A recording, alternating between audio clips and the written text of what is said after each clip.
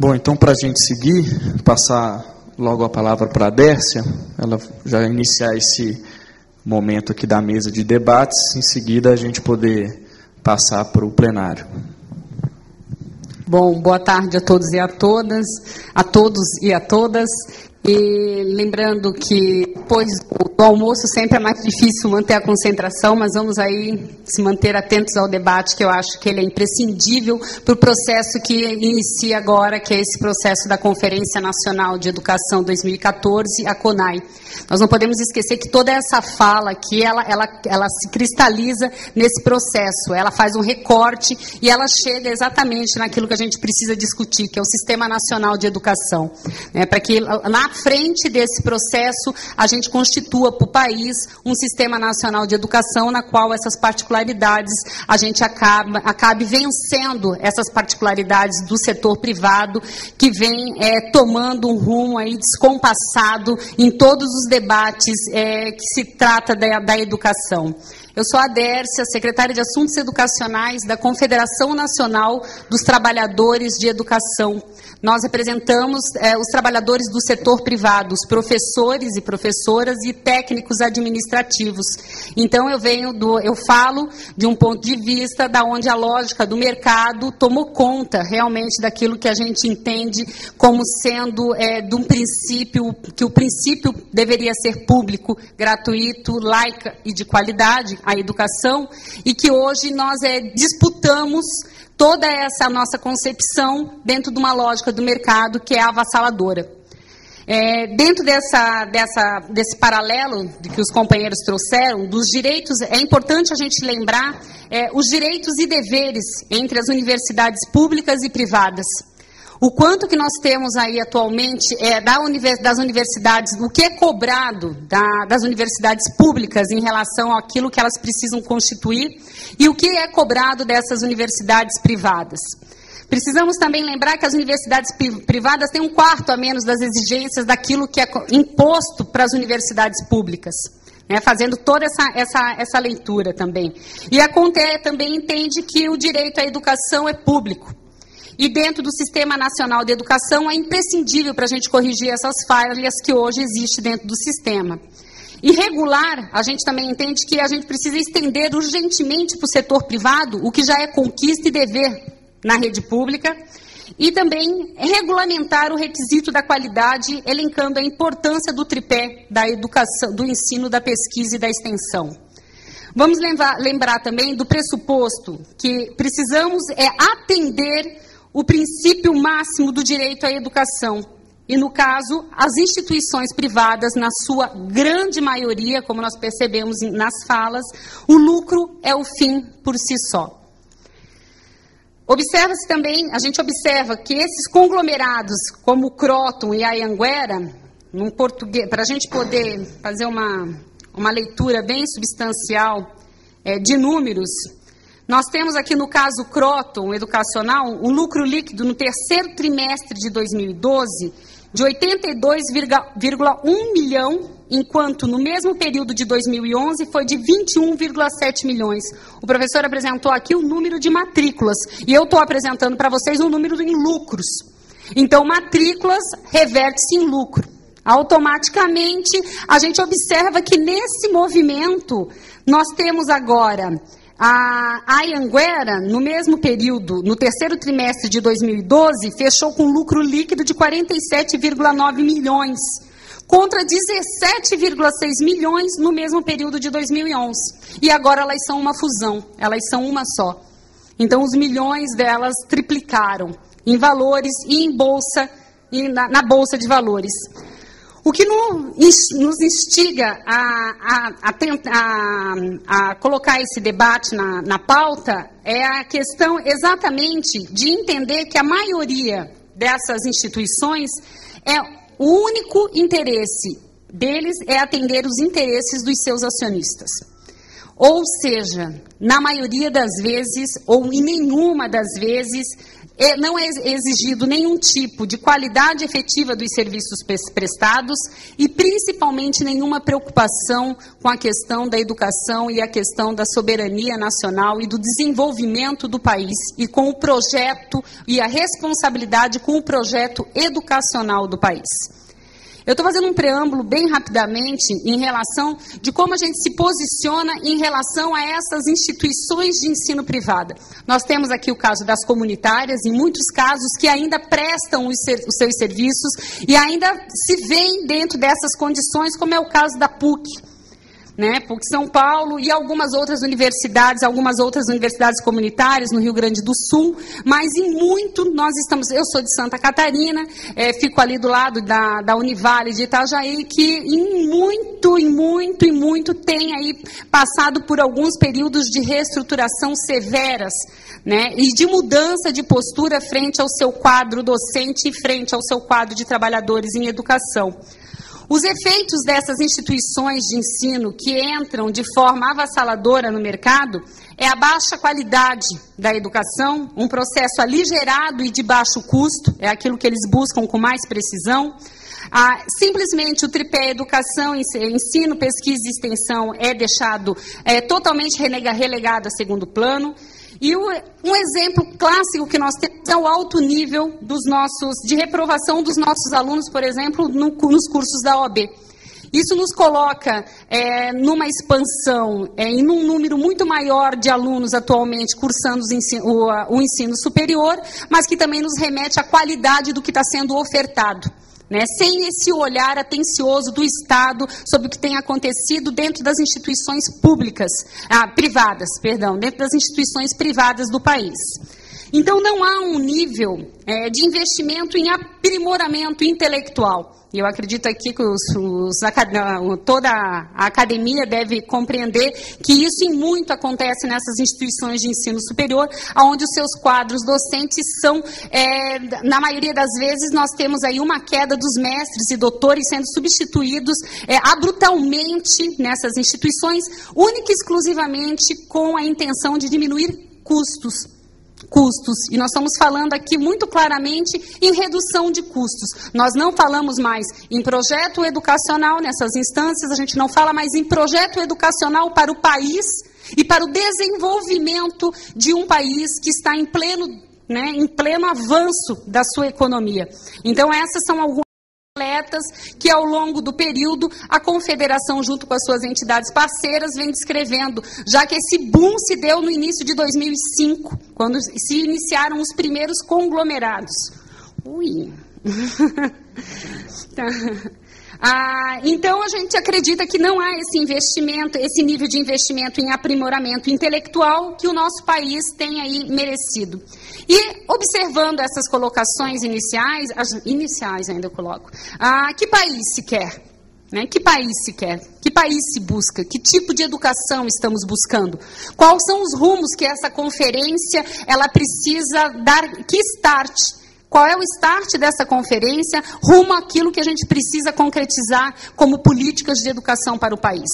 Como que a gente pode levar em consideração todo o processo do insights, dos sinais, desse processo de avaliação? Nós vamos viver única e exclusivamente avaliando, isso, nós vamos nos tornar em máquinas de avaliar, né? Ou nós vamos reavaliar essa nossa postura.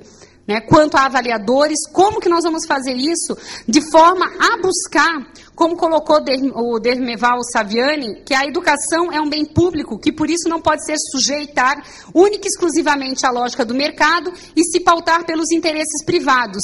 E temos que buscar avaliar o processo considerando as peculiaridades das escolas, dos alunos e dos professores. E para isso, no país, para as quais a avaliação pedagogicamente significativa não deve apenas se basear em exames finais e muito menos em testes padronizados. A gente precisa avançar nesse sentido também, em fazer uma discussão pontual sobre a questão da avaliação, de como ela vem acontecendo e de como nós precisamos que ela aconteça. Agora, eu não poderia deixar também de aproveitar esse momento para posicionar a conta é em relação à questão do INSAIS.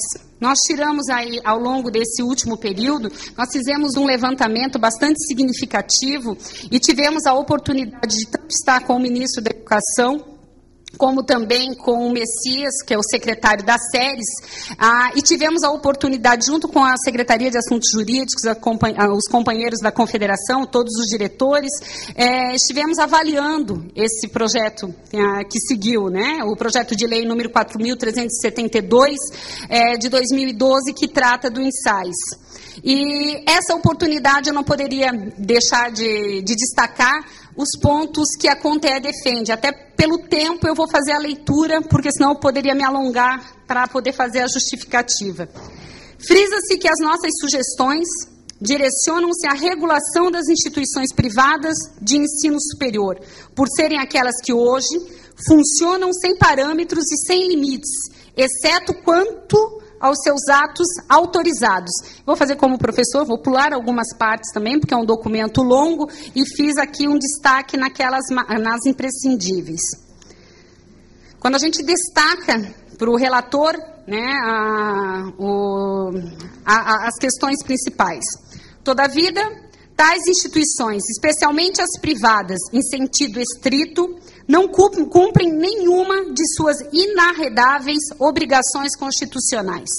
Ao contrário, fazem exatamente aquilo que o STF diz-lhes ser vedados: fazer da educação uma simples mercadoria, que despreza o trabalho e a qualidade social da educação, pois que visa tão somente ao lucro. Guiadas por esse objetivo único, demitem mestres e doutores imediatamente após o credenciamento e ou reconhecimento de cursos, bem como promovem demissões em massas após cada fusão, que se multiplicam de modo vertiginoso, contratando outros profissionais da educação escolar com salários inferiores, o que se caracteriza como um verdadeiro dumping social. Isto sem contar que são poucas que possuem plano de carreira homologado pelo Ministério do Trabalho. As universidades privadas, em sentido estrito, com raríssimas exceções, não realizam pesquisas e extensão, contentando-se com o ensino como se isto não violasse o artigo 207 da Constituição. Os contratos de trabalho, via de regra, são horistas, reduzindo o trabalho acadêmico à regência de classe, como hoje de manhã o companheiro destacava, né, o trabalho o Abicalil destacava o trabalho do professor horista. E bem se ver-se que não falamos de algumas instituições, mas de mais de 2.000, como também citado aqui anteriormente pela fala dos companheiros, que concentram-se mais de 3/4 das matrículas em ensino superior no Brasil. Por isso, ao nosso juízo, não se pode mais protelar a regulação destas instituições quanto aos aspectos retraapontados, sob pena de o trabalho em verdadeira negação de um dos fundamentos da República continuar desvalorizado e espezinhado e a educação oferecida, mercadoria de baixíssima qualidade, uma inaceitável inversão de valores constitucionais. Para tanto, propomos as alterações ao PL número 4.372, 2012, com a inclusão das seguintes exigências. Coloco a público, então, aquilo que a CONTE entende como sendo imprescindível para que o INSAIS continue tramitando. Sem estas, a gente entende que é inviável que a gente possa ter algum avanço significativo com esse ganho. Comprovação de existência de quadro de carreira devidamente homologado pelo Ministério do Trabalho, que assegure aos profissionais da educação escolar, além de promoção por antiguidade e merecimento, remuneração por titulação e condições adequadas para o aprimoramento acadêmico. Comprovação de existência de núcleo docente estruturante com a devida titulação.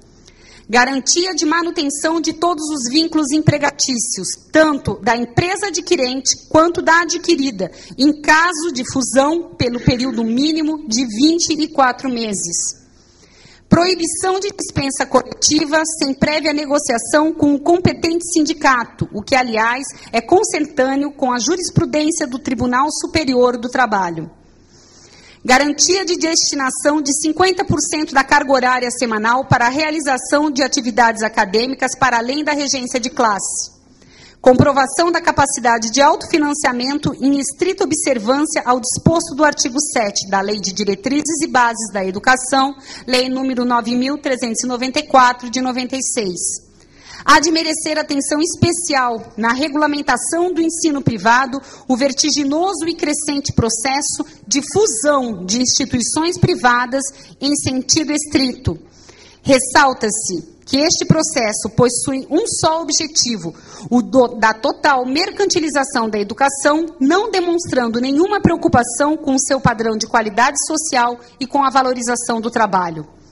Tornam-se regras em cada processo de fusão a promoção de demissão em massa, inclusive de mestres e doutores, com a finalidade de rebaixarem seus custos e com o único objetivo da mudança da matriz curricular. Efetivamente, os grupos que adquirem outras instituições praticam, sem qualquer pejo, duping social e educacional. Desse modo, a lei que criará o INSAIS há de impor as seguintes obrigações inarredáveis, sem as quais não se podem realizar-se ou concretizar-se qualquer fusão de empresas educacionais. Garantia de emprego, pelo prazo mínimo de 24 meses, a todos os trabalhadores do adquirente e do adquirido. Proibição de demissão coletiva, mesmo após o decorrido período de garantia. Garantia de salário igual ao pago a profissionais que forem demitidos para o que se substituírem.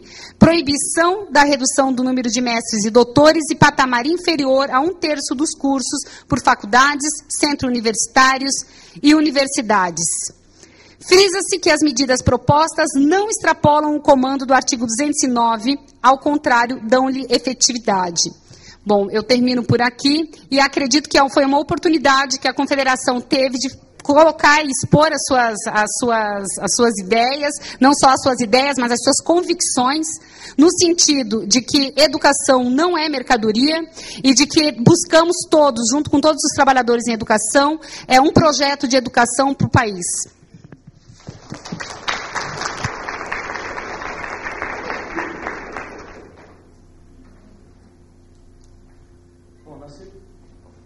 Na sequência, nós vamos abrir aqui para intervenções. Eu vou só, antes disso, fazer um rápido comentário aqui para a gente não deixar de expressar a opinião que nós, na UNE, estamos acumulando, sobretudo no período recente, desde o nosso CONEB, que é o Conselho Nacional de Entidades de Base, o professor esteve lá em Recife, né, onde nós aprovamos, atualizamos o nosso projeto de reforma universitária. Nós estamos caminhando também aqui já para o nosso 53º Congresso, para o qual eu convido, inclusive, os professores para nos ajudarem mais uma vez com essas discussões, outros que já participaram aqui, os estudantes que estão aqui presentes também para se mobilizarem. Vai acontecer entre os dias 29 de maio e 2 de junho, lá em Goiânia, e vai ser um momento também que nós vamos, mais uma vez, atualizar e reafirmar os nossos compromissos com a educação pública no país, né? E, nesse sentido, eu queria, a partir dessas reflexões e do que foi apresentado aqui, fazer um rápido comentário aqui da nossa opinião. Para nós, é possível perceber que, no último período, nós tivemos um avanço muito importante das políticas educacionais no seu sentido sistêmico, né? Nós acompanhamos a organização e ajudamos, incidimos sobre diversos programas que tinham uma clara perspectiva sistêmica e que contribui para a gente superar o contexto e o sentido fragmentado das políticas educacionais que nós acompanhamos e lutamos contra no período auge do neoliberalismo no país. Mas, ao mesmo tempo, nós entendemos também que essas políticas elas foram todas pontuais. É claro que a gente saúda e vê aqui com com muito valor, por exemplo, a construção do Fundeb, colocado aqui nas palavras do Abicalil mais cedo, do Jamil Cury também, como um desses exemplos de uma política sistêmica. Agora, nós também entendemos que elas são pontuais na medida em que nós não conseguimos avançar no sentido da constituição desse sistema nacional no país. Então, se é hoje uma realidade efetiva, como o professor Jamil Cury disse, se o sistema já é hoje uma realidade efetiva, formalmente instituído, ainda, apesar dessas iniciativas, nós ainda temos um grande desafio de fazer com que essa lógica, essas políticas que foram implementadas nos governos, nos dois governos do Lula e que agora seguem uma trajetória nos governos da Dilma, sejam uma política de Estado, né, claramente constituída no país. Um outro aspecto que nós fazemos, que nós lemos e avaliamos nesse último período, é que essas políticas também, elas tiveram um forte conteúdo inclusivo, né, no sentido da gente recuperar também a ideia da educação como um direito.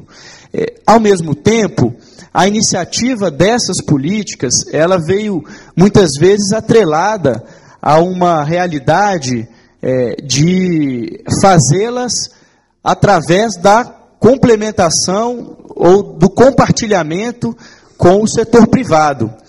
Na maioria das vezes, essa lógica imediatista de superar um contexto de exclusão, sobretudo na educação superior, ela se deu através da expansão na rede privada, como nós vimos aqui, né? A expansão através do ProUni, do FIES, e são as políticas que são comemoradas e que estão, muitas vezes, predominando nos discursos públicos do governo brasileiro, como nós vimos agora no dia 1º de maio, no pronunciamento oficial da presidenta Dilma, em que a ênfase do discurso dela em relação à expansão da educação superior foi em relação à educação pública,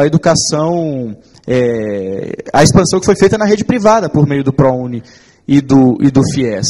Então, dessa forma, nós achamos também que é uma preocupação muito grande, porque a expansão ainda da educação superior, ela é insuficiente, né, na rede pública, e ela continua seguindo, nós não conseguimos superar ainda, uma dinâmica de mercantilização que é fortemente oligopolizada e fortemente transnacionalizada, o que é incompatível com essa ideia de bem público que nós precisamos recuperar, fortalecer nas nossas lutas e efetivamente garantir nas políticas educacionais do país.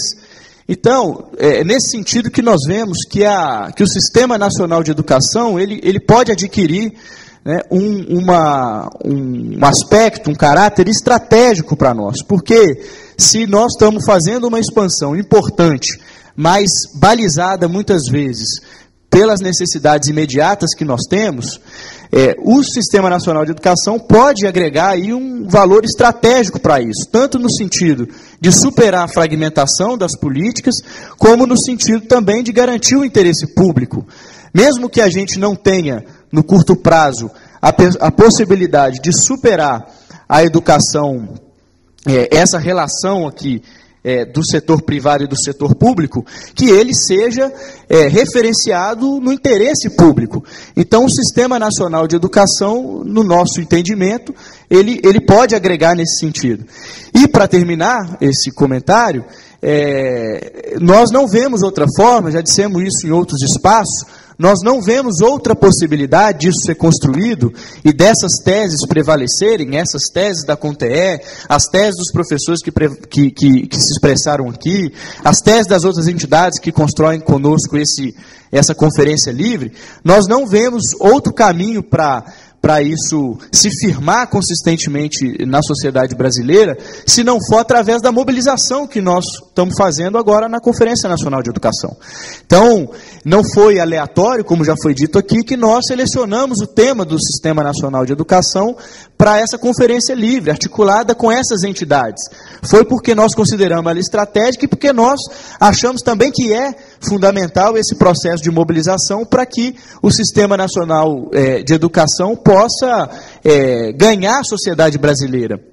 Tem um outro aspecto relevante também, que mais uma vez nesse discurso da presidenta Dilma nós vimos com clareza, é que para nós cabe a mobilização. Isso seria muito bom, né, se nós vivêssemos numa sociedade em que os setores empresariais também tivessem que se mobilizar para poder garantir as suas posições. E a realidade não é essa. A realidade é que os setores empresariais, esses que hoje controlam 75% das vagas no ensino superior e que cada vez mais oligopolizam esse setor, esses aí têm assessoria direta na presidência da República. Esses aí têm um canal de diálogo muito mais acessível do que o conjunto dos movimentos sociais das entidades que estão aqui presentes. Então, a presidenta nos fez um chamado, é preciso mobilizar. Nós vamos topar esse chamado, nós vamos nos mobilizar, vamos fazer isso através da CONAI e diversas outras lutas que essas entidades desenvolvem. Mas nós vamos cobrar também que os setores empresariais participem desses espaços públicos de discussão sobre isso. Caso contrário, é inaceitável que as políticas educacionais do país sejam e sofram pressão e sejam definidas a partir das relações construídas internamente entre grupos empresariais, não só da educação, mas da indústria brasileira. Então, eu queria deixar esses comentários e, com ele, abrir aqui para que a gente faça intervenções.